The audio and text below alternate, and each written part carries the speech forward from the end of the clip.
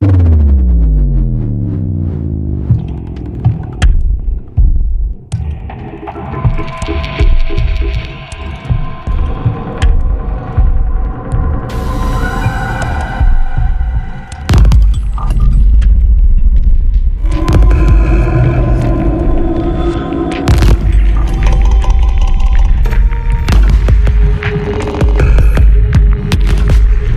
representa este dragón escarlata?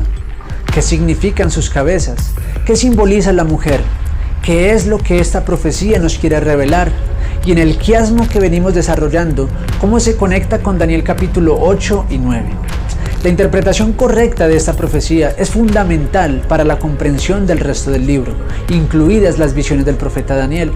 Soy Daniel Hurtado y quiero invitarles para que me acompañen los siguientes minutos para que analicemos los aspectos más relevantes de esta profecía. Así que sin más, vamos a ello.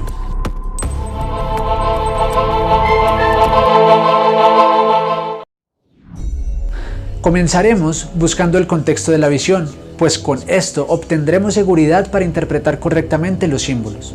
Partiremos del versículo 9, capítulo 12. Dice la palabra de Dios: y fue lanzado fuera el gran dragón, la serpiente antigua que se llama Diablo y Satanás, el cual engaña al mundo entero. Fue arrojado a la tierra y sus ángeles fueron arrojados con él. Este versículo nos aporta la clave para encontrar el contexto de la visión y también nos identifica sin ninguna duda al protagonista de 7 cabezas con 7 diademas y 10 cuernos. El hecho que a este dragón se le titule serpiente antigua es la clave para tener el contexto, pues la intención de estos símbolos apocalípticos es conectarnos con Génesis, con los orígenes. Al estudiar Génesis, vemos en el capítulo 3 la conexión con la visión apocalíptica, pues allí también aparece una mujer que está enfrente a una serpiente, la serpiente antigua que se llama Diablo y Satanás.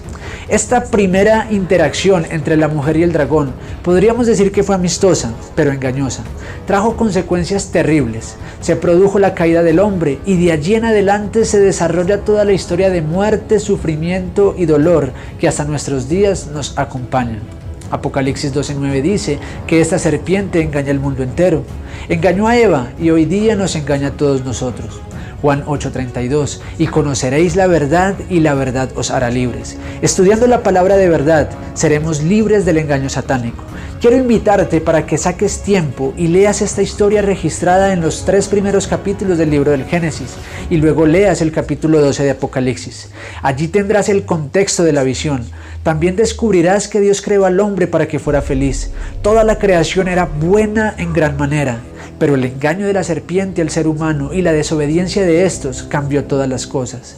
Consecuencia de la desobediencia se produjo la primera gran profecía dada por Dios en el jardín del Edén, y cuya ampliación y conexión está desarrollada en Apocalipsis capítulo 12.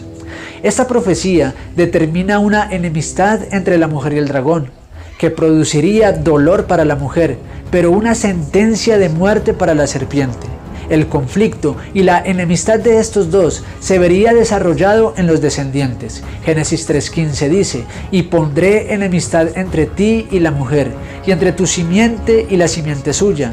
Esta te herirá en la cabeza y tú le herirás en el carcañal. Utilicemos una versión diferente de este versículo para entender mejor esta profecía. Siempre es bueno leer varias versiones cuando se quiere comprender un versículo en especial. Nueva Reina Valera dice: enemistad pondré entre ti, es decir, la serpiente y la mujer, y entre tu descendencia y su descendiente. Tú, la serpiente, le herirás el talón, pero él, el descendiente de la mujer, te aplastará la cabeza.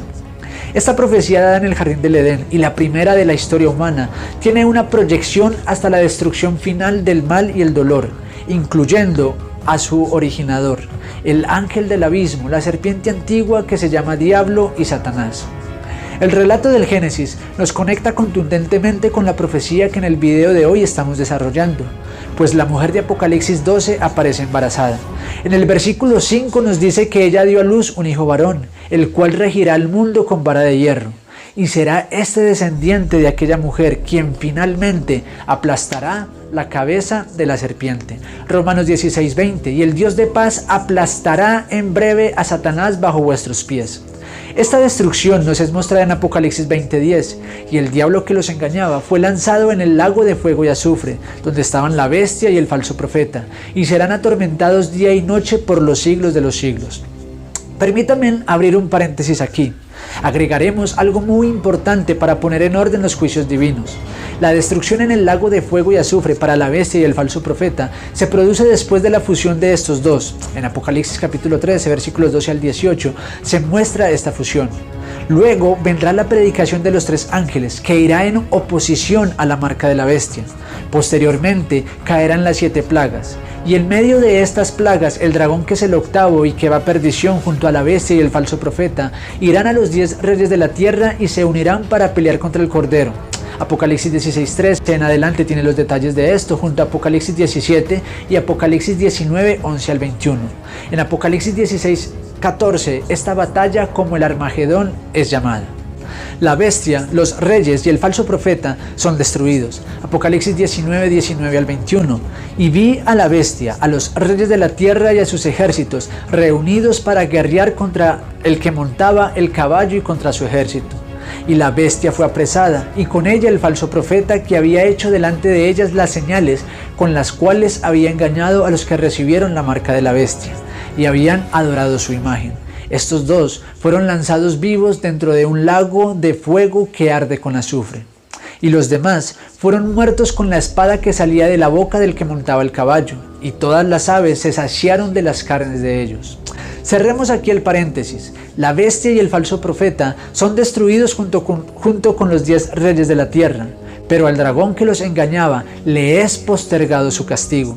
Apocalipsis 20, 1 al 2 dice: vi a un ángel que descendía del cielo con la llave del abismo y una gran cadena en la mano, y prendió al dragón, la serpiente antigua, que es el diablo y Satanás, y lo ató por 1000 años. Satanás será atado por 1000 años para posteriormente ser destruido y arrojado a la misma suerte de la bestia y el falso profeta. Esta destrucción final de Satanás será después del juicio que le es dado a los santos del Altísimo, Daniel 7:22, hasta que vino el anciano de días y se le dio el juicio a los santos del Altísimo, y llegó el tiempo y los santos recibieron el reino. Primera de Corintios 6, 2 al 3 dice: ¿o no sabéis que los santos han de juzgar al mundo? Y si el mundo ha de ser juzgado por vosotros, ¿sois indignos de juzgar cosas muy pequeñas? ¿O no sabéis que hemos de juzgar a los ángeles? ¿Cuánto más las cosas de esta vida? Este juicio, que se desarrollará durante el milenio, Apocalipsis 24, y vi tronos y se sentaron sobre ellos los que recibieron facultad de juzgar, y vi las almas de los decapitados por causa del testimonio de Jesús y por la palabra de Dios, los que no habían adorado a la bestia ni a su imagen, y que no recibieron la marca en sus frentes ni en sus manos, y vivieron y reinaron con Cristo 1000 años. Todos los muertos de todos los tiempos que fueron obedientes al Señor, iniciando con Abel hasta el último que sellará con su vida la obediencia a Dios en oposición a la marca de la bestia, serán resucitados del polvo de la tierra. Primera de Tesalonicenses 4:16 dice: porque el Señor mismo, con voz de mando, con voz de arcángel y con trompeta de Dios, descenderá del cielo, y los muertos en Cristo resucitarán primero. Y los muertos que le creyeron a Cristo resucitarán. Se les da la facultad de juzgar, vivir y reinar con Cristo 1000 años. Muy distinto es el destino de aquellos que obedecieron al dragón, a la bestia y el falso profeta. Apocalipsis 20, 5 y 6 dice: pero los otros muertos no volvieron a vivir hasta que se cumplieron 1000 años. Esta es la primera resurrección. Bienaventurado y santo el que tiene parte de la primera resurrección. La segunda muerte no tiene potestad sobre estos, sino que serán sacerdotes de Dios y de Cristo, y reinarán con él 1000 años. Hebreos 9:27, y de la manera que está establecido para los hombres, que mueran una sola vez y después de esto el juicio. Juan 5, 25, 28 y 29 dice: de cierto os digo, viene la hora, y ahora es, cuando los muertos oirán la voz del Hijo de Dios, y los que la oyeren vivirán. No os maravilléis de esto, porque vendrá hora cuando todos los que están en los sepulcros oirán su voz. Y los que hicieron lo bueno saldrán a resurrección de vida, mas los que hicieron lo malo a resurrección de condenación. Después del milenio, Satanás será destruido junto con los ángeles caídos y los seres humanos que hicieron parte de su descendencia. Estos últimos son resucitados del polvo de la tierra para enfrentar el juicio de condenación. Apocalipsis 20, 7 y 8. Cuando los 1000 años se cumplan, Satanás será suelto de su prisión y saldrá a engañar a las naciones que están en los 4 ángulos de la tierra, a Gog y a Magog, a fin de reunirlos para la batalla, el número de los cuales es como la arena del mar. La referencia de Gog y Magog es una conexión con la profecía de Ezequiel capítulo 38 y 39. Esta profecía tiene un paralelo y complemento de los últimos capítulos de Apocalipsis. Entendamos esto: las naciones que están en los 4 ángulos de la tierra es una representación de toda la tierra, porque el 4 representa totalidad, y esta totalidad de naciones son aquellas que son resucitadas para el día del juicio de condenación. Apocalipsis 17:8. La bestia que has visto era y no es, y está para subir del abismo e ir a perdición. Y los moradores de la tierra, aquellos cuyos nombres no están inscritos desde la fundación del mundo en el libro de la vida, se asombrarán viendo a la bestia que era y no es y será. Desde Caín hasta el último mortal que habitó la tierra, que no se halló inscrito en el libro de la vida, serán resucitados del polvo de la tierra. Y se maravillarán viendo esta bestia, observarán aquel ángel rebelde con quien decidieron su suerte. Aquella bestia, que es la octava, es de los 7 y va a perdición, el ángel del abismo, la serpiente antigua, diablo y Satanás. Por la profecía de Ezequiel 38 y 39, entendemos que la tierra junto con sus habitantes recibe el nombre de Magog, y el rey de esta es Gog, que es una representación de Satanás, el ángel rey del abismo, que en hebreo es Abadón y Apolión. Adicional a esto, y para que no dudes de la conexión que hay entre Ezequiel y Apocalipsis, encontramos en el capítulo 37 el Valle de los Huesos Secos, que representa la resurrección de los justos, y el reino es dado a los santos, igual como lo muestra Apocalipsis 24 y Daniel 7:22. La destrucción de Gog y Magog en los capítulos 38 y 39 de Ezequiel es una profecía de la destrucción final de Satanás llamado Gog, junto con todo su ejército Magog. Esto es un complemento de Apocalipsis capítulo 20, 7 al 10. El cumplimiento concreto de la porción de la profecía de Ezequiel será después del milenio. La Nueva Jerusalén, en los capítulos de Apocalipsis capítulo 21 y 22, tienen también su paralelo y ampliación en Ezequiel capítulos 40 al 48. Mira, estudiando las profecías de Ezequiel tendrás detalles puntuales de lo que será el desarrollo del conflicto final. Hay una conexión poderosa en estos dos libros proféticos. Recordemos que en Apocalipsis se encuentra la explicación y la ampliación o la síntesis de las demás profecías bíblicas. Apocalipsis 29. Y subieron sobre la anchura de la tierra y rodearon el campamento de los santos y la ciudad amada. Y de Dios descendió fuego del cielo y los consumió. Y el diablo que los engañaba fue lanzado en el lago de fuego y azufre, donde estaban la bestia y el falso profeta, y serán atormentados día y noche por los siglos de los siglos. Ahora aclaremos lo siguiente: ¿quiénes son los descendientes del dragón que tienen un fin de condenación? Primera de Juan, capítulo 3, versículos 8 al 10. El que practica el pecado es del diablo, porque el diablo peca desde el principio. Para esto apareció el Hijo de Dios, para deshacer las obras del diablo. Todo aquel que es nacido de Dios no practica el pecado, porque la simiente de Dios permanece en él, y no puede pecar porque es nacido de Dios. En esto se manifiestan los hijos de Dios y los hijos del diablo. Todo aquel que no hace justicia y que no ama a su hermano no es de Dios. Para complementar esto, dejaremos que Jesús nos lo explique con la parábola de la cizaña. Mateo capítulo 13, versículos 37 al 43. Respondiendo, él les dijo: el que siembra la buena semilla es el Hijo del Hombre. El campo es el mundo. La buena semilla son los hijos del reino, y la cizaña son los hijos del malo. El enemigo que la sembró es el diablo. La siega es el fin del mundo, y los segadores son los ángeles. De manera que como se arranca la cizaña y se quema en el fuego, así será en el fin de este siglo. Enviará el Hijo del Hombre a sus ángeles, y recogerán de su reino a todos los que sirven de tropiezo y a los que hacen iniquidad, y los echarán en el horno de fuego. Allí será el lloro y el crujir de dientes. Entonces los justos resplandecerán como el sol en el reino de su Padre. El que tiene oídos para oír, oiga. Este último versículo es parecido a Daniel 12:3. Los entendidos resplandecerán como el resplandor del firmamento, y los que enseñan la justicia a la multitud como las estrellas a perpetua eternidad. Los hijos del diablo no son aquellos que tuvieron relaciones sexuales con ángeles caídos, como muchos suelen decir. No, esto es un mito que no tiene respaldo bíblico. Déjame resaltar algo importante de lo que hasta ahora hemos dicho y que más adelante confirmaremos. El niño que nació de la mujer en Apocalipsis 12 murió y resucitó, fue arrebatado para Dios y su trono, Con esto inferimos, obviamente, que es Jesús. Él es la simiente o el descendiente de aquella mujer, quien a sus discípulos en el Padre Nuestro, enseñándoles a orar, les dio la frase: venga a nosotros tu reino. Este reino, que está ilustrado por la piedra de Daniel capítulo 2 y el jinete del caballo blanco en Apocalipsis 19, aplastará la cabeza del dragón y terminará con esta historia de dolor. Salmos 2, 6 al 9. Pero yo he puesto mi rey sobre Sión, mi santo monte. Yo publicaré el decreto. Jehová me ha dicho: mi hijo eres tú, yo te engendré hoy. Pídeme y te daré por herencia las naciones, y como posesión tuya los confines de la tierra. Los quebrantarás con vara de hierro, como vasija de alfarero los desmenuzarás. Recuerden que los pies de la estatua son en parte de hierro y en parte de barro cocido de alfarero, y será con vara de hierro que Jesús traerá juicio sobre los reyes de la tierra y sobre Satanás.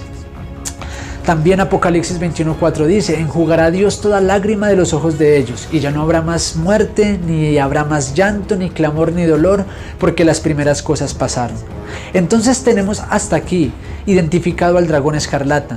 También conocemos el destino final de este, pero surge la pregunta: ¿por qué tiene 7 cabezas y 10 cuernos? Para contestar esta pregunta contundentemente, nos es indispensable centrarnos en lo que simboliza la mujer. Y tal vez estés pensando que esta mujer es Eva, o quizás, como lo entienden muchos, la Virgen María, quien dio a luz a Jesús. Hay un hecho particular que te resultará muy familiar, y es que la famosa Virgen de Guadalupe, que tiene su propia serie de televisión y que se transmite en muchos países, es una virgen mexicana. La aparición de la Virgen María a un indígena llamado Juan Diego en Tepeyac, al norte de México, tras varias apariciones de ella, se le dio la imagen con la cual hoy día es representada, siendo bautizada como la Virgen de Guadalupe. Cuando analizas la indumentaria de esta Virgen, te das cuenta que tiene todas las características de la mujer de Apocalipsis 12. Alguien está interesado en propagar con los medios más sofisticados, despertando además la mayor empatía y cariño hacia esta Virgen mexicana, queriendo con esto que la sociedad relacione a esta Virgen con la mujer de Apocalipsis 12. Y es que al identificar correctamente el símbolo de la mujer, podremos identificar correctamente las cabezas del dragón. Entonces, ¿será la Virgen de Guadalupe, o sea, la Virgen María, la mujer de Apocalipsis 12? Vamos a dejar que la Biblia nos conteste. Apocalipsis 12:1. Apareció en el cielo una gran señal: una mujer vestida del sol con la luna debajo de sus pies y sobre su cabeza una corona de 2 estrellas.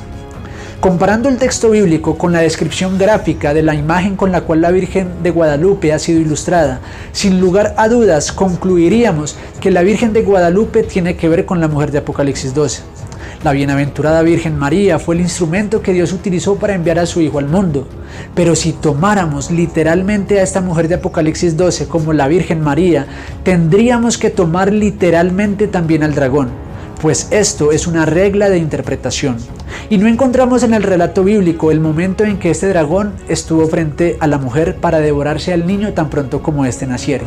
Si así lo hubiese sido, todas esas historias de dragones y de princesas no harían parte de la historia, o de la fantasía, sino de una rememoración de la historia. Aún más, si el dragón hubiese estado presente en el momento del nacimiento de Jesús, hoy en día los pesebres incluirían un dragón con 7 cabezas, pero obviamente esto no es así. Ni la historia, ni los evangelios, ni los pesebres, ni ningún otro registro nos dan evidencia de la aparición literal de este dragón en tiempos del alumbramiento. Entonces esta mujer tiene que representar algo más. La clave para identificar este símbolo radica efectivamente en que ella da a luz un hijo varón que regirá con vara de hierro, y este hijo es Jesús, el Mesías prometido descrito en la profecía de Daniel 9, 24 al 29, que en el quiasmo que venimos desarrollando es el complemento de esta profecía. En Daniel 9, 24 a Jesús se le llama Mesías príncipe. Un príncipe es un heredero al trono. Por el testimonio de la profecía sabemos que a este príncipe se le dará el título de Rey de Reyes y Señor de Señores. Apocalipsis 19:16 lo describe, y para aportar más evidencia podríamos volver a leer Salmos capítulo 2. Allí se confirma que Jesús regirá el mundo con vara de hierro. Entonces analicemos el origen del Hijo de la Mujer, quien reinará por los siglos de los siglos, para encontrar pistas del significado de la dama que en Apocalipsis nos es revelada.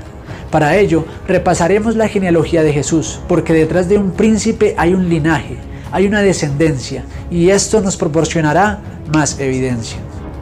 En Mateo capítulo 1 y en Lucas capítulo 3 encontramos esta genealogía. En Mateo 1:17 se resume esta genealogía. De manera que todas las generaciones desde Abraham hasta David son 14, desde David hasta la deportación a Babilonia 14, y desde la deportación a Babilonia hasta Cristo 14. Son 42 generaciones desde Abraham hasta Jesús. Ahora analicemos lo que el versículo 16 dice, Mateo 1:16, y Jacob engendró a José, marido de María, de la cual nació Jesús llamado el Cristo. Es curioso que esta genealogía desemboca con José y no con María. Ahora, leyendo la genealogía en Lucas capítulo 3, versículo 23, encontramos lo siguiente.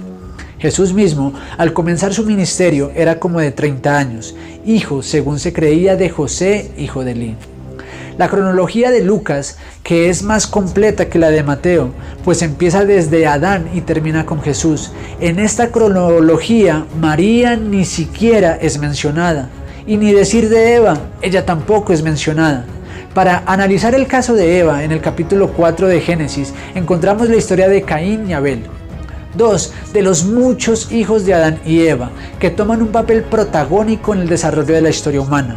Caín mata a Abel, y allí empieza a nombrarse el linaje o la descendencia de los hijos de la serpiente.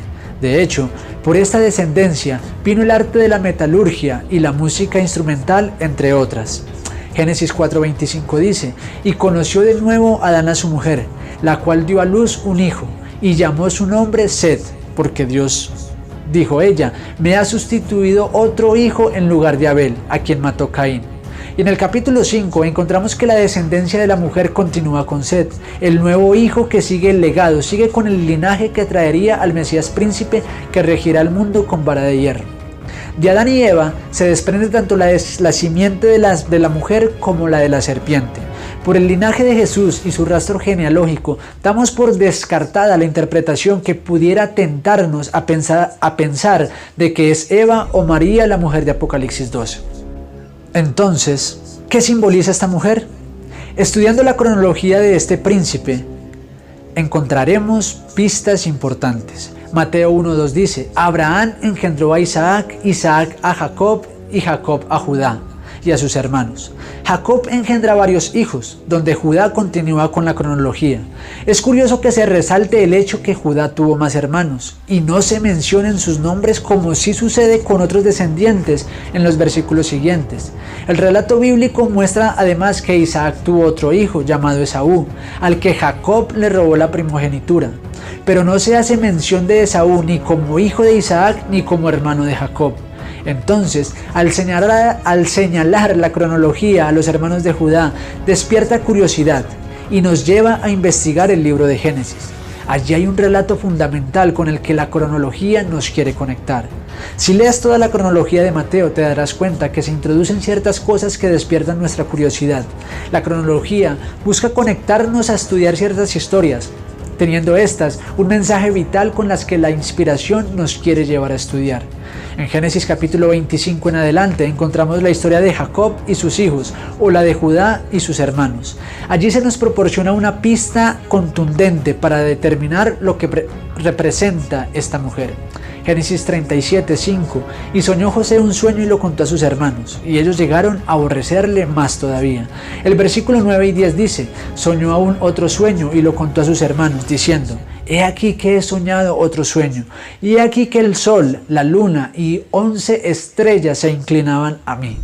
Y lo contó a su padre y a sus hermanos, y su padre le reprendió y le dijo, ¿qué sueño es este que soñaste? ¿Acaso vendremos yo y tu madre y tus hermanos a postrarnos en tierra ante ti?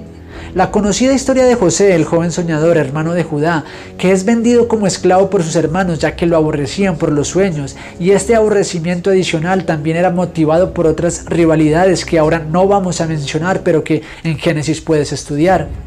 Fruto de esas rivalidades familiares, José terminó esclavo en Egipto. Pero allí es utilizado por Dios para salvar del hambre que azotó por esos días la tierra.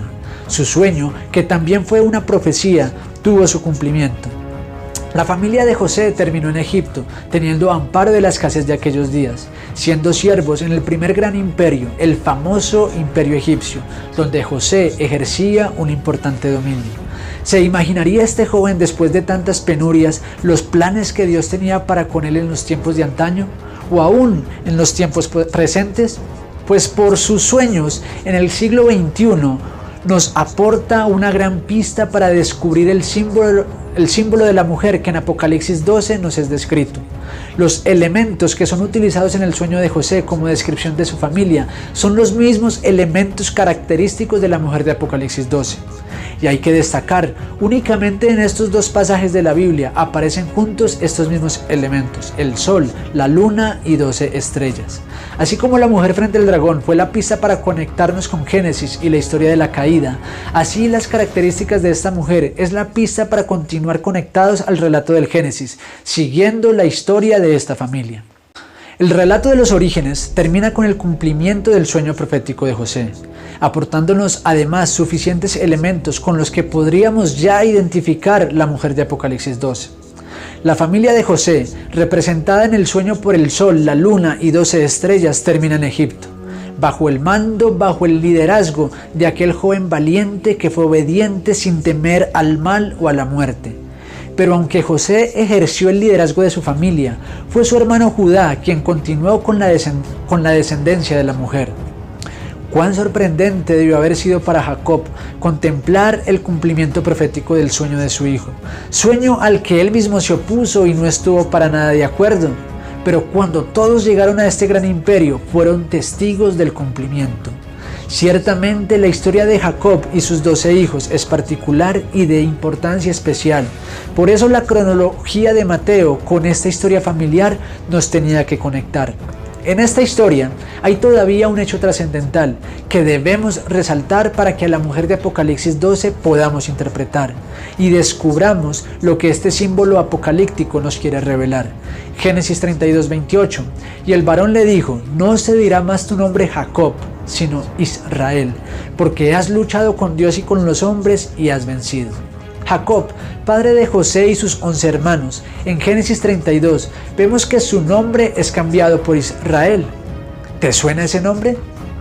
Sí, claro que sí, Israel, aquel pueblo que el 14 de mayo de 1948, después del holocausto nazi en la Segunda Guerra Mundial y bajo el liderazgo del líder sionista David Ben-Gurión, lograron ser reconocidos en el mundo como el Estado de Israel. Estado de Israel que durante años ha tenido serios conflictos con los palestinos y hoy en día son portada de las principales noticias por la escalada violenta que ha tenido con sus hermanos árabes.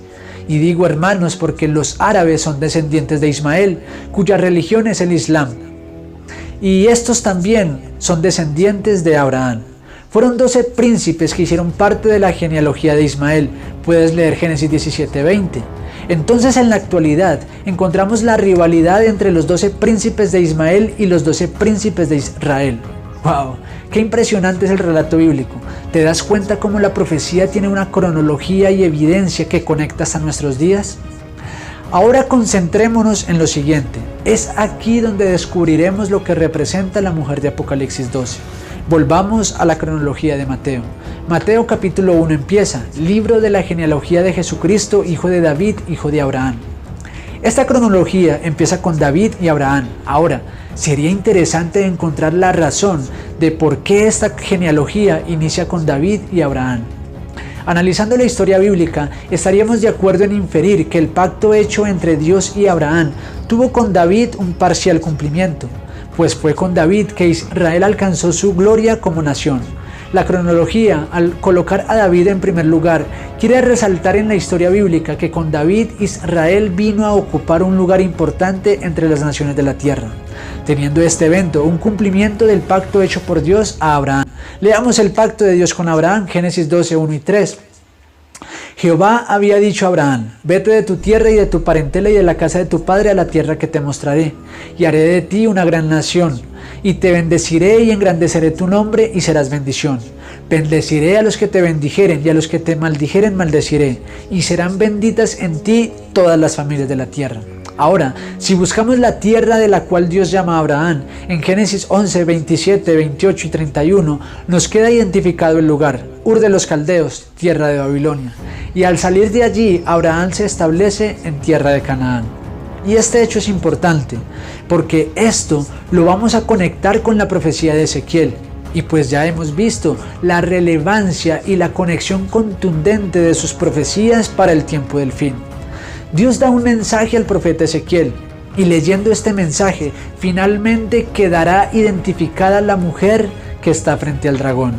Ezequiel 16, 1 al 3 dice: vino palabra de Jehová diciendo: hijo de hombre, notifica a Jerusalén sus abominaciones, y di: así ha dicho Jehová el Señor sobre Jerusalén: tu origen, tu nacimiento es de tierra de Canaán, tu padre fue amorreo y tu madre etea.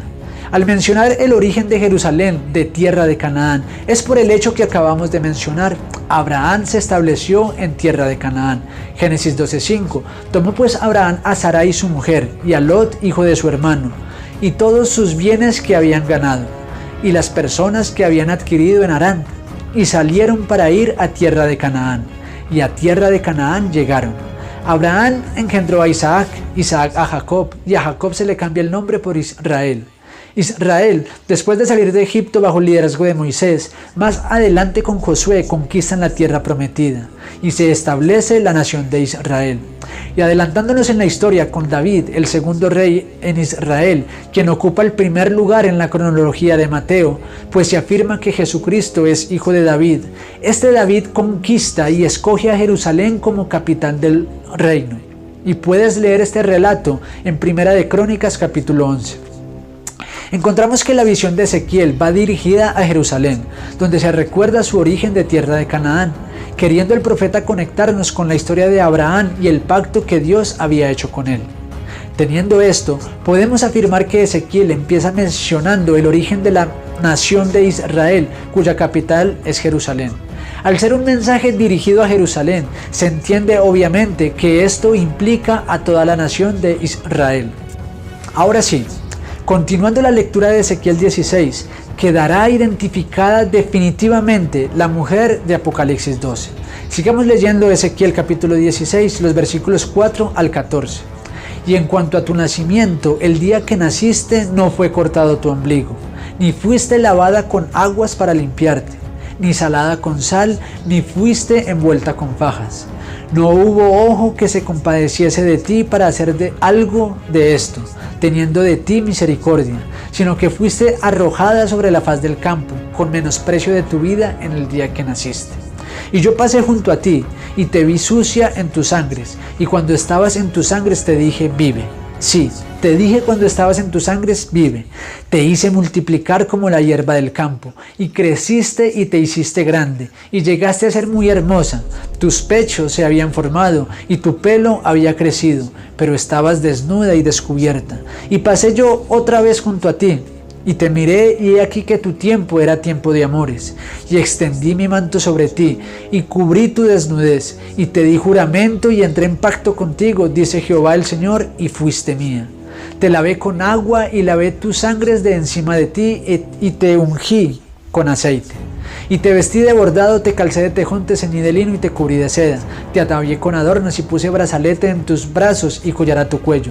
Puse joyas a tu nariz y zarcillos en tus orejas y una hermosa diadema en tu cabeza. Así fuiste adornada de oro y de plata, y tu vestido era de lino fino, seda y bordado. Comiste flor de harina de trigo, miel y aceite, y fuiste hermoseada en extremo. Prosperaste hasta llegar a reinar. Y salió tu renombre entre las naciones a causa de tu hermosura, porque era perfecta, a causa de mi hermosura que yo puse sobre ti, dice Jehová el Señor. En Ezequiel encontramos una mujer que está conectada con el origen genealógico de Abraham, pues es Abraham quien sale de tierra de Canaán, aceptando el pacto dado por Dios. Y es de Abraham también de donde parte la genealogía de Mateo. Esta mujer es utilizada como símbolo del pueblo de Dios. De Israel saldría el descendiente que aplastaría la cabeza de la serpiente. De esta mujer, o sea de este pueblo, nacería Jesús. Resumiendo el rastro genealógico, Jesús es hijo de Israel, hijo de Isaac, hijo de Abraham, hijo de Noé, hijo de Adán, hijo de Dios. Segunda de Pedro 1:17. Pues cuando Jesús recibió de Dios Padre honra y gloria, le fue enviada desde la magnífica gloria una voz que decía: este es mi Hijo amado, en el cual tengo complacencia. Ahora surge la pregunta, ¿por qué el pueblo de Dios es representado como una mujer? Jesús será Rey de Reyes. Esto lo dice Apocalipsis 19:16 y Daniel 7:14 lo confirma. Y le fue dado dominio, gloria y reino para que todos los pueblos, naciones y lenguas le sirviesen. Su dominio es dominio eterno que nunca pasará y su reino uno que no será destruido. Todo rey tiene su reina, tiene su esposa. Apocalipsis capítulos 19 y 21 nos dice quién es esa esposa. Leamos Apocalipsis 19, 6 al 7. Y oí como la voz de una gran multitud, como el estruendo de muchas aguas y como la voz de grandes truenos que decía: Aleluya, porque el Señor nuestro Dios Todopoderoso reina. Gocémonos y alegrémonos y démosle gloria, porque han llegado las bodas del Cordero y su esposa se ha preparado. Apocalipsis 21:2. Y yo, Juan, vi la santa ciudad, la nueva Jerusalén, descender del cielo de Dios dispuesta como una esposa ataviada para su marido. Versículos 9 y 10. Vino entonces a mí uno de los 7 ángeles que tenían las 7 copas llenas de las 7 plagas postreras y habló conmigo diciendo: Ven aquí, yo te mostraré la desposada, la esposa del Cordero. Versículo 10. Y me llevó en el espíritu a un monte grande y alto, y me mostró la gran ciudad santa de Jerusalén, que descendía del cielo de Dios. Jerusalén, en tiempos de David, fue la ciudad terrenal que tipificaba o era el símbolo de lo que será la Jerusalén celestial. De hecho, David también tipifica a Jesús. Esta ciudad escogida por David debía servir de símbolo, de ejemplo para el mundo de la gracia y gloria de la cual sería investida si no hubieran rechazado a su Mesías. Jesús fue tipificado también con un cordero, el cordero que fue inmolado desde la fundación del mundo. Esto lo dice Apocalipsis 13:8. Este cordero debía morir inmolado en el santuario, pero en lugar del templo donde se estableció el santuario en tiempos de Salomón, Jesús murió crucificado en el monte Calvario. Lo que sucedió con Jerusalén sucedió también con el santuario. Estos servían de símbolo, de sombra de aquel santuario celestial que levantó el Señor y no el hombre, y en el cual Cristo ministra. Por eso, en el libro de Hebreos, en los últimos capítulos, se es muy enfático resaltando todo esto. Aunque en la tierra el símbolo de este santuario no se cumplió literalmente, por lo que el apóstol Juan describe en el capítulo 1, versículo 11, a los suyos vino y los suyos no le recibieron. En el cielo tuvo su verdadero cumplimiento. Asimismo, Jerusalén, que falló en el propósito por el cual Dios la estableció y escogió, pues rechazaron a su rey. Juan 19:15 dice: pero ellos gritaron: fuera, fuera, crucifícale. Pilato les dijo: ¿a vuestro rey he de crucificar? Respondieron los principales sacerdotes: no tenemos más rey que César. En el cielo, en la nueva Jerusalén, Jesús será Rey de Reyes y Señor de Señores. El rechazo del Mesías por parte de su pueblo tuvo como cumplimiento los 490 años o las 70 semanas que se habían extendido para el pueblo hebreo. Este hecho le dio inicio al tiempo de los gentiles. Es muy importante que vean los videos que son el complemento de este. Allí hablamos de las 70 semanas, también del propósito del santuario y la restauración del santuario después de los 2300 años que conecta con nuestros días. Y ampliamos el proceder del dragón revelado en la visión del carnero y el macho cabrío. Son 3 videos que en su orden te dejaré en la descripción del video. Míralos, porque en el quiasmo que venimos desarrollando, Daniel capítulo 8 y 9 son el complemento de Apocalipsis 12. Entonces, aclaremos el papel de esta mujer en la profecía con el orden que venimos desarrollando y comprendamos el papel que ocupamos tanto judíos como gentiles. En Apocalipsis, el pueblo de Dios lo constituyen los invitados a las cenas de las bodas. Apocalipsis 19:9, y el ángel me dijo: escribe: bienaventurados los que son llamados a la cena de las bodas del Cordero. Y me dijo: esas palabras son verdaderas de Dios. Y ojo a esto, porque hay un error generalizado. Tú y yo, judíos y gentiles, es decir, todo el mundo, somos invitados por el Evangelio a las bodas del Cordero. Romanos 1:16, porque no me avergüenzo del Evangelio, porque es poder de Dios para salvación a todo aquel que cree, al judío primeramente y también al griego. Hechos 20:21 dice: testificando a judíos y a gentiles acerca del arrepentimiento para con Dios y de la fe en nuestro Señor Jesucristo. Judíos y gentiles, todos somos invitados a las bodas del Cordero, pero siendo los invitados, no podemos representar también a la esposa. Cristo, según el profeta Daniel, recibirá del anciano de días en el cielo el dominio y la gloria y el reino. Recibirá la nueva Jerusalén, la capital de su reino, preparada como una novia engalanada para su esposo. Eso lo dice Apocalipsis 21:2.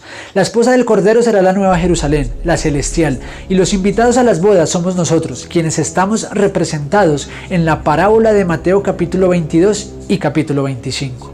El símbolo de la mujer representa, como hemos podido observar, la ciudad santa de Dios, la Jerusalén celestial, pero con dos connotaciones, una terrenal y otra celestial. La celestial, su rey será Jesucristo, la terrenal la continuaremos estudiando. Una ciudad sin habitantes no es ciudad, así que la una depende de la otra. Un rey sin súbditos no es rey. Esta mujer tiene una corona de 2 estrellas. Ezequiel 16:12 también nos habla de esta misma corona. Pero estas estrellas en Apocalipsis 12 tienen un significado. Volvamos a leer Daniel 12:3. Los entendidos resplandecerán como el resplandor del firmamento, y los que enseñan la justicia y la multitud como las estrellas a perpetua eternidad. Las estrellas representan los que enseñan la justicia. En el Antiguo Testamento fueron los 12 patriarcas y en el Nuevo Testamento los 12 apóstoles. Entonces la mujer de Apocalipsis 12 también representa al pueblo de Dios. Jeremías 3:14.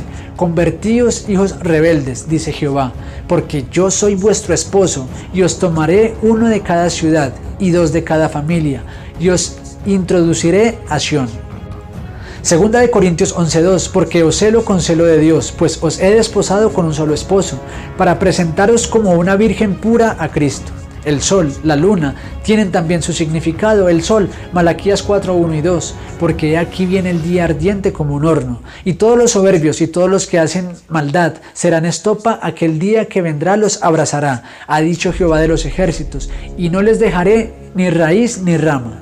Mas a vosotros, los que teméis mi nombre, nacerá el sol de justicia, y en sus alas traerá salvación, y saldréis y saltaréis como becerros de la manada.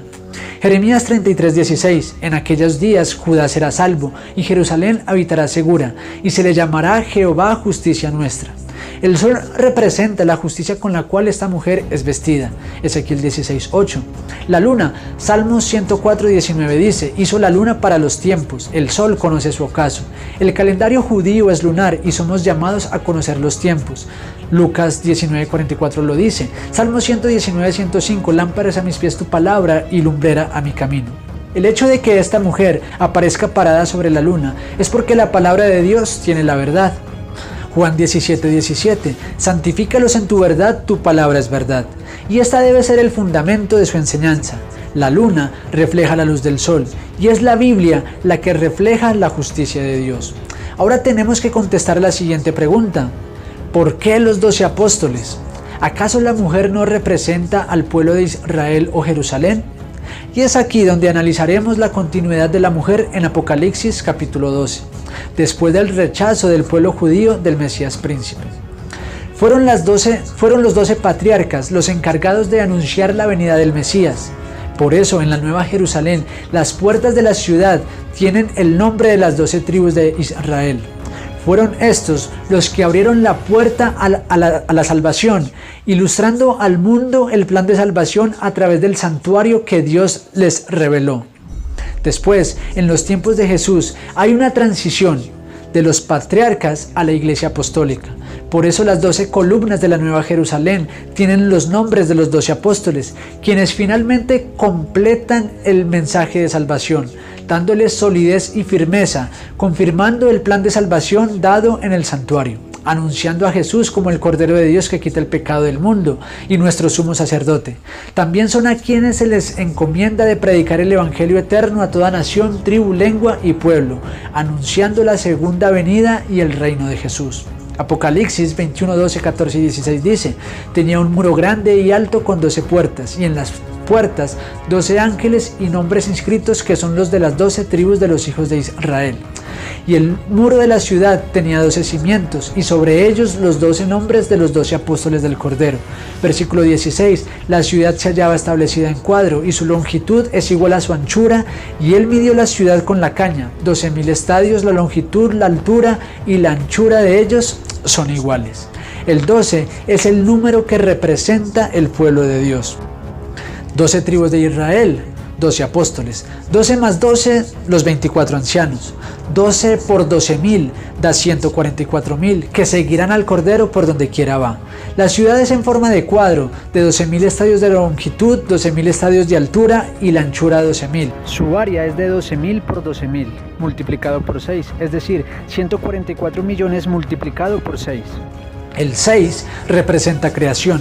Éxodo 20:11, porque en 6 días hizo Jehová los cielos y la tierra, el mar y todas las cosas que en ellos hay, y reposó en el séptimo día. Por tanto Jehová bendijo el día de reposo y lo santificó. El muro de la ciudad es de 144 codos, que es el resultado de 12 por 12. Vamos a mencionar unos versículos más dentro de la visión, para corroborar la continuidad del símbolo de la mujer en el Nuevo Testamento.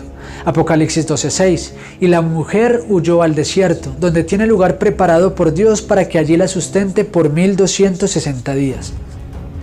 Permítanme, antes de explicar este texto, hacer un recuento de Apocalipsis 12, poniendo en orden el texto bíblico. Para esto hay que saber que la introducción del capítulo 12 es el último versículo del capítulo 11. Leamos Apocalipsis 11:19.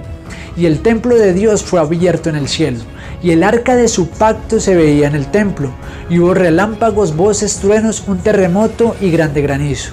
Inmediatamente continúa la escena donde Juan ve a la mujer frente al dragón, y es importante destacar el hecho de que Juan ve esta visión en el cielo, pues la implicación de esta visión tiene trascendencia en el gobierno de Dios.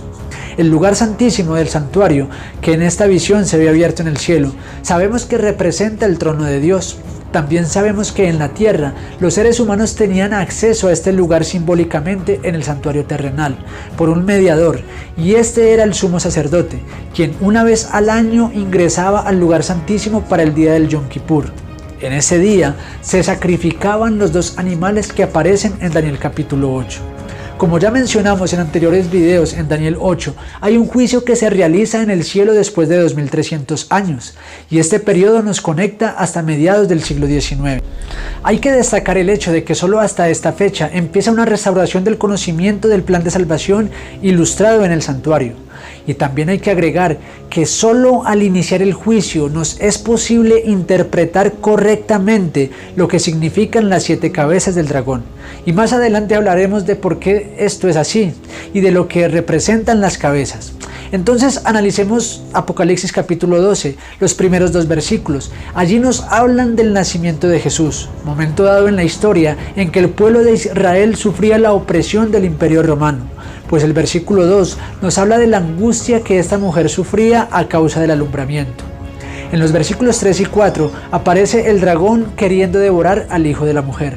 La forma en que este dragón trató de devorar a este hijo varón fue con el hecho conocido en la historia como la matanza de los inocentes. Esta matanza de los niños, decretado por Herodes, fue profetizado por Jeremías. Mateo capítulo 2 versículo 1 vamos a leer: cuando Jesús nació en Belén de Judea en días del rey Herodes, vinieron del oriente a Jerusalén unos magos. Versículos 7 y 8.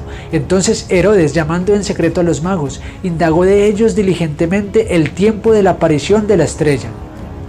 Y enviándolos a Belén dijo: id allá y averiguad con diligencia acerca del niño, y cuando le halléis, hacedmelo saber para que yo también vaya y le adore.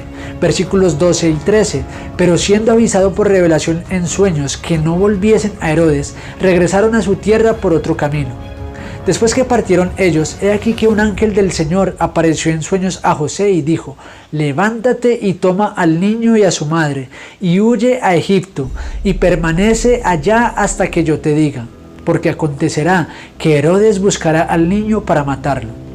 Mateo 6, 12 y 18 dice: Herodes entonces, cuando se vio burlado por los magos, se enojó mucho y mandó matar a todos los niños menores de 2 años que había en Belén, y a todos sus alrededores, conforme al tiempo que había inquirido de los magos. Entonces se cumplió lo que fue dicho al profeta Jeremías cuando dijo: voz fue oída en Ramá, grande lamentación, lloro y gemido, Raquel que llora a sus hijos y no quiso ser consolada, porque perecieron. El instrumento que este dragón utilizó para asesinar el hijo de la mujer fue el imperio gobernante de su tiempo, el Imperio Romano. El versículo 5 nos resume la vida, muerte y resurrección del hijo de la mujer. Jesús finalmente fue arrebatado para Dios y su trono. Hechos 1:9. Y habiendo dicho estas cosas, viéndolo ellos, fue alzado y recibido en una nube que los ocultó de sus ojos. En el versículo 6 se nos habla de un periodo de tiempo dado a la mujer, 1260 días. Al ser simbólica la visión, este periodo de tiempo representa 1260 años. La mujer sería protegida después de que Jesús ascendiera al cielo. Y este periodo de tiempo nos es complementado en el versículo 14, así que ya analizaremos este periodo de tiempo. Una vez Jesús llega al cielo, los versículos 7 al 9 nos dicen lo siguiente, Apocalipsis 12, 7, 9. Después hubo una gran batalla en el cielo. Miguel y sus ángeles luchaban contra el dragón, y luchaban el dragón y sus ángeles. Pero no prevalecieron, ni se halló ya lugar para ellos en el cielo. Y fue lanzado fuera el gran dragón, la serpiente antigua que se llama Diablo y Satanás, el cual engaña al mundo entero. Fue arrojado a la tierra, y sus ángeles fueron arrojados con él. La expulsión de Lucifer del reino de Dios como representante de los seres humanos fue el cumplimiento de las palabras de Jesús a sus discípulos. Juan 12:31. Ahora es el juicio de este mundo. Ahora el príncipe de este mundo será echado fuera. Este ángel acusador, que por el relato de Job sabemos que iba al cielo ostentando la soberanía que ejercía en la tierra y acusando además ante los seres celestiales la iniquidad y la maldad que había en la tierra. Pero Dios resalta a su siervo Job como un hombre justo ante los demás primogénitos de los diferentes mundos. Por hombres como Job se realizaría el plan de salvación en la tierra. El acusador de nuestros hermanos, el que acusaba a Job de su obediencia según el condicional a Dios y que al igual acusa a todos los que se dicen ser hijos de Dios, trata de impedir la redención del ser humano. Y puedes leer Lucas 9 y Zacarías 3, donde se ve la acción de este ángel acusador que fue expulsado del cielo, trayendo gran regocijo en el cielo. Apocalipsis 12, 10 al 12. Entonces oí una gran voz en el cielo que decía: ahora ha venido la salvación, el poder y el reino de nuestro Dios y la autoridad de su Cristo, porque ha sido lanzado fuera el acusador de nuestros hermanos, el que lo acusaba delante de nuestro Dios día y noche. Y ellos le han vencido por medio de la sangre del Cordero y de la palabra del testimonio de ellos, y menospreciaron sus vidas hasta la muerte. Por lo cual, alegraos cielos y los que moráis en ellos. Ay de los moradores de la tierra y del mar, porque el diablo ha descendido a vosotros con gran ira, sabiendo que tiene poco tiempo. En videos anteriores vimos cómo se manifestó la ira de Satanás con el pueblo de Dios. Los discípulos fueron asesinados, la destrucción de Jerusalén y todos los horrores de la fiera persecución y destrucción hecha por los emperadores a los hijos de Dios. Los versículos siguientes nos hablan de la mujer y el traslado del conflicto de la guerra que hubo en el cielo a la tierra. Apocalipsis 12, 13 al 14. Y cuando vio al dragón que había sido arrojado a la tierra, persiguió a la mujer que había dado a luz al hijo varón.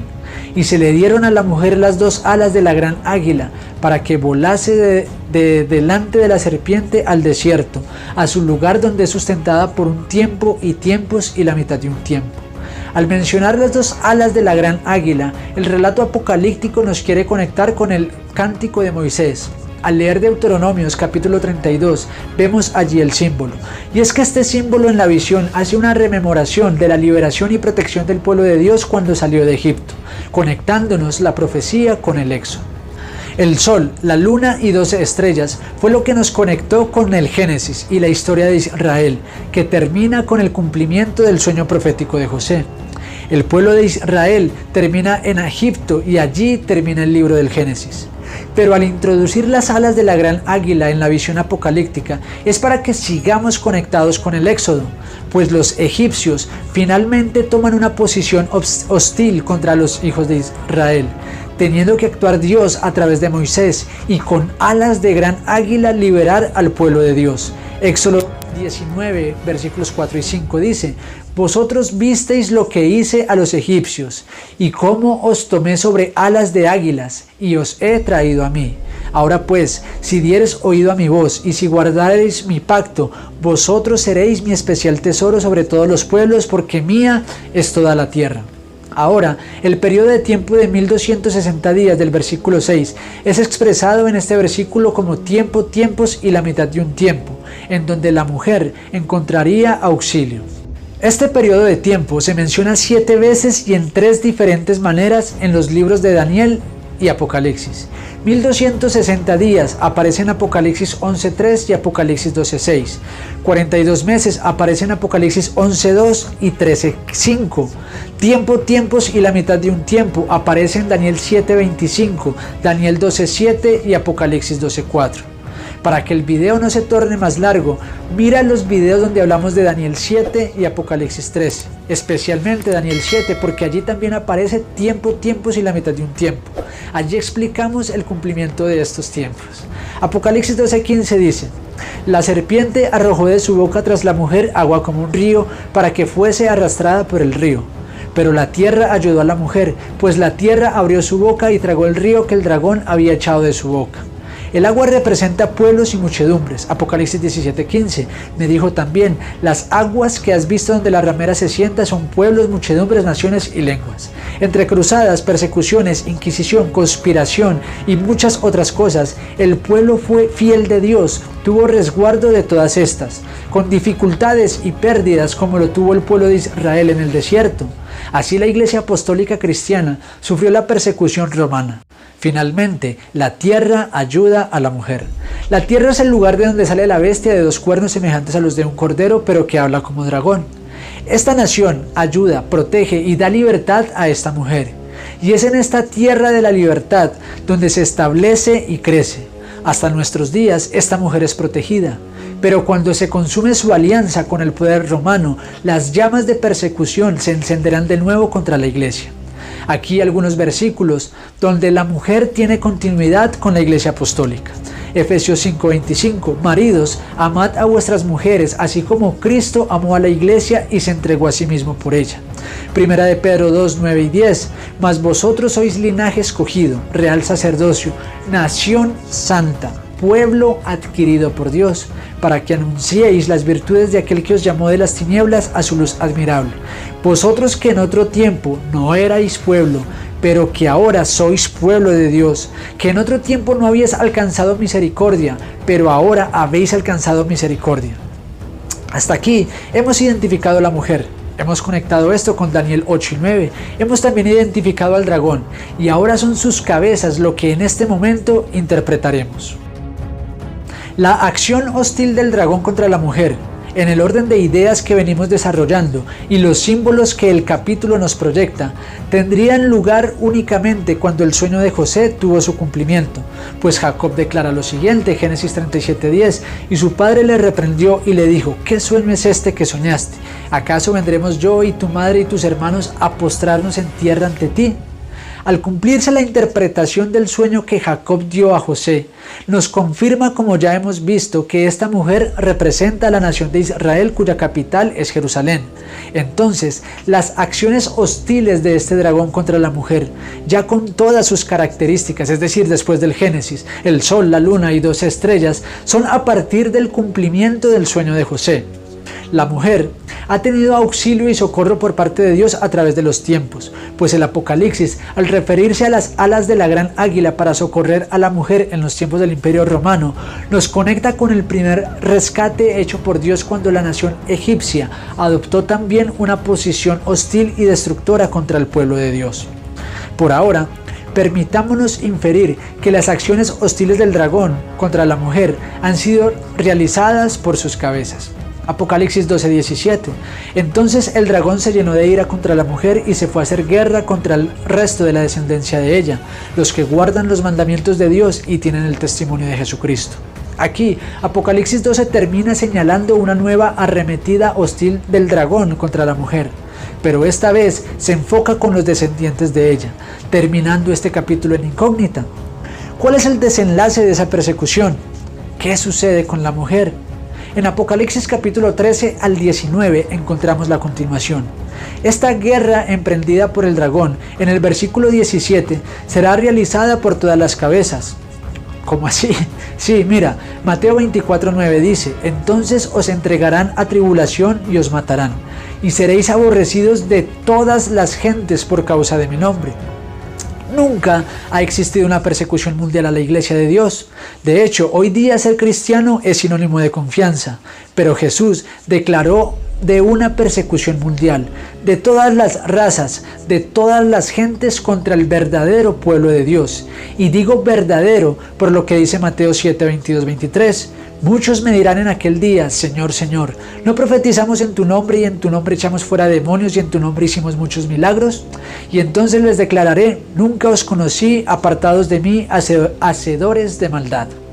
El verdadero pueblo de Dios, por martureo, que es la palabra griega que en castellano tradujeron como testimonio, cumplirá su misión. Mateo 24 dice, y será predicado este evangelio del reino en todo el mundo por martureo a todas las naciones, y entonces vendrá el fin. Una persecución total se desencadenará por parte del dragón, quien ha operado a través de las cabezas. Apocalipsis 17:9-10 dice, esto para la mente que tenga sabiduría. Las 7 cabezas son 7 montes sobre los cuales se sienta la mujer. Y son 7 reyes, 5 de ellos han caído, uno es y el otro no ha venido, pero cuando venga es necesario que dure poco tiempo. Las cabezas del dragón tienen diademas, entonces los 7 reyes de Apocalipsis 17:10 se refiere a las cabezas del dragón. A Juan se le dice 5 de ellos han caído. Al contar estos reyes debemos empezar por Egipto, pues el símbolo de las alas del águila introducidas en la visión nos conecta con este imperio. Además, el desarrollo cronológico en la Biblia del pueblo de Israel desde los tiempos de Moisés hasta los tiempos de Juan confirma el hecho de que 5 imperios habían caído. Egipto el primero, el imperio asirio el segundo, el imperio caldeo o Babilonia el tercero, el cuarto los medos y los persas. Los griegos ocupan el 5.º lugar de los imperios que hasta los tiempos de Juan habían caído. El ángel le dice a Juan, uno es. El imperio que dominaba en los tiempos de Juan fue el mismo que trató de matar al hijo de la mujer, dándole Dios a la mujer las alas de la gran águila, como al principio, para brindarle protección. En este caso, del imperio romano. Y otro no ha venido, pero cuando venga debe durar poco tiempo. Este imperio, que en los tiempos de Juan no existía todavía, era el imperio escrito en Apocalipsis 13:11-18. Bestia que sube de la tierra, bestia que acogería a la mujer para resguardarla del dragón. Al iniciar el juicio después de los 2300 años, Estados Unidos ya tenía un reconocimiento importante entre las naciones de la tierra. Su independencia había sido lograda en 1776. Hasta estas fechas quedó revelado el símbolo apocalíptico con el imperio que no había venido, pero que cuando viniera debería durar poco tiempo. Ahora entiendes por qué solo hasta mediados del siglo XIX se podría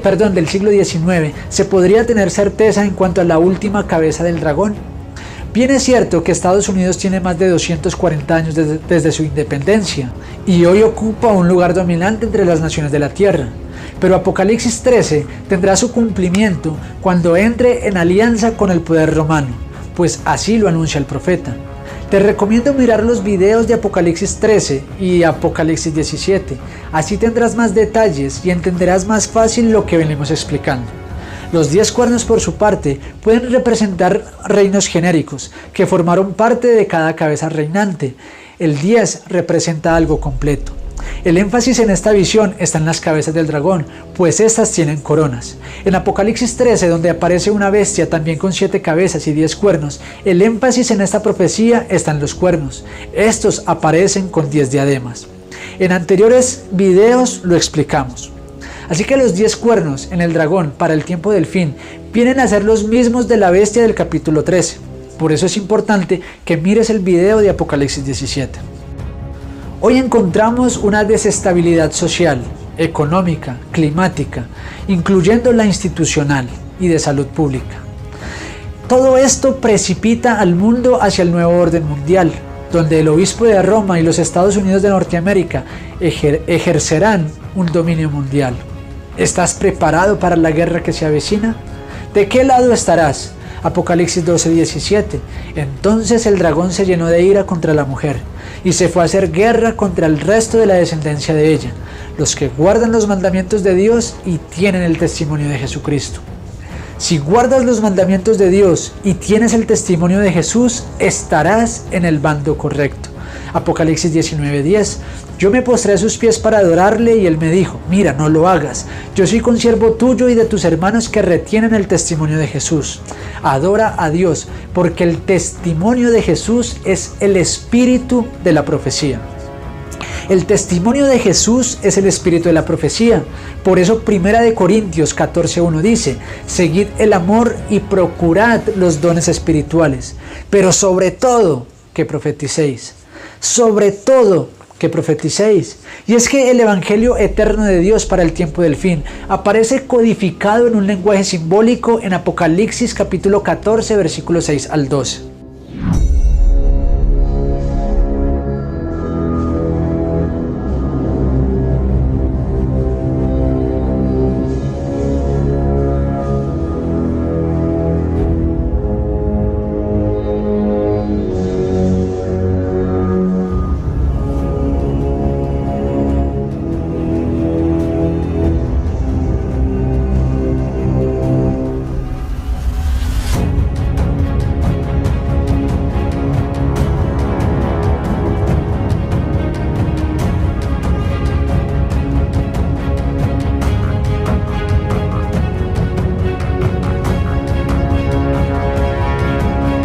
Y la victoria nos es asegurada. Apocalipsis 12:11. Y ellos le han vencido por medio de la sangre del Cordero y de la palabra del testimonio de ellos.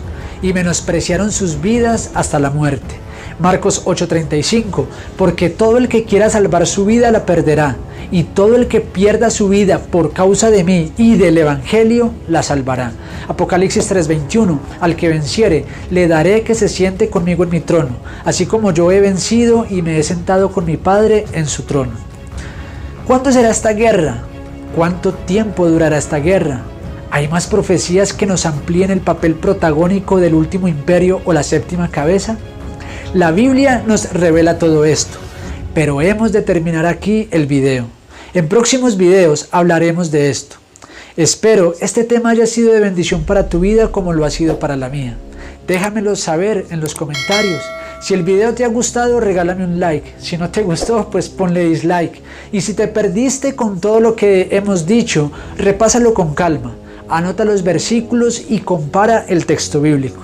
En el próximo video hablaremos del desenlace de esta mujer, porque si te das cuenta, Apocalipsis 12:17 menciona el hecho de que la guerra es realizada al resto de la descendencia de ella, es decir, con los hijos de esa mujer. Entonces, ¿cuál es el desenlace del símbolo apocalíptico de la mujer de Apocalipsis 12? En el próximo video lo analizaremos.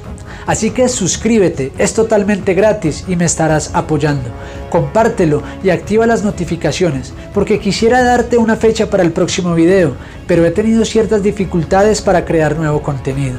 Pero con la ayuda de Dios, espero pronto subir el siguiente video. Que Dios te bendiga, es el deseo del Apocalipsis de Daniel.